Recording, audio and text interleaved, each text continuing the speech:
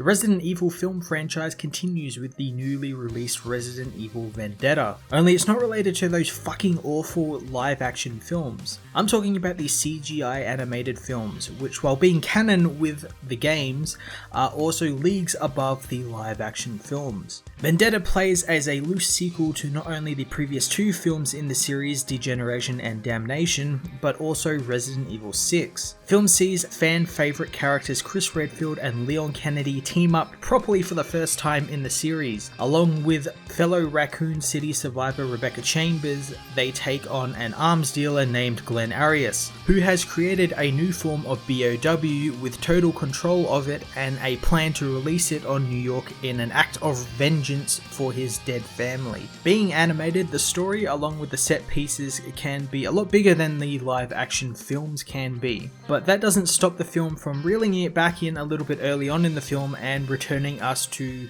the series horror roots, going so far as to kind of recreate the Spencer Mansion incident in a way. The only detractor from being able to let loose a little with the action is the climax kind of suffers from Leon's wire-fu combat style we saw in Resident Evil 6, as well as some kind of ridiculous gung kung fu stuff from Chris when fighting Glenn. Other than that, the movie is actually quite great and has quite a great plot as well, which is something Resident Evil fans will know is kind of a foreign thing to them. The plots are usually pretty ridiculous and pretty complicated. This one was actually pretty simple. The film does a great job of explaining this new virus and its connections to these characters, specifically Rebecca Chambers, who is kind of the progenitor of it. Before the film's release, there were also rumors that it would somehow tie into Resident Evil 7. Now I would need to watch the film again on like Blu-ray or something just to sort of see it a bit closer than it was on the big screen, but there wasn't really a blatant reference to either the mold or the bakers or any of that stuff that was from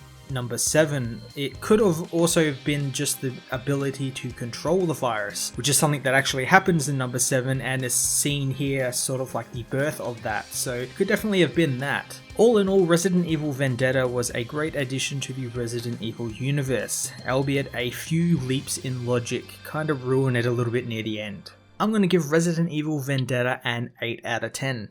Well, I hope you enjoyed this review. I hope you'll check out my other reviews of comics out this week. You can also catch myself and Joel from Cape Joel in our weekly podcasts, Cape TV and the Comic Multiverse, over on his channel, the Weekly Pool Archive channel, and on SoundCloud. Links to them can be found in the description below. Also, you can follow me on Twitter and Facebook, and if you're feeling a touch generous, I have a cyber tip jar set up. Just follow the links below, and until next time, I am Matt of the Fortress of Solitude, and I will see you in another video.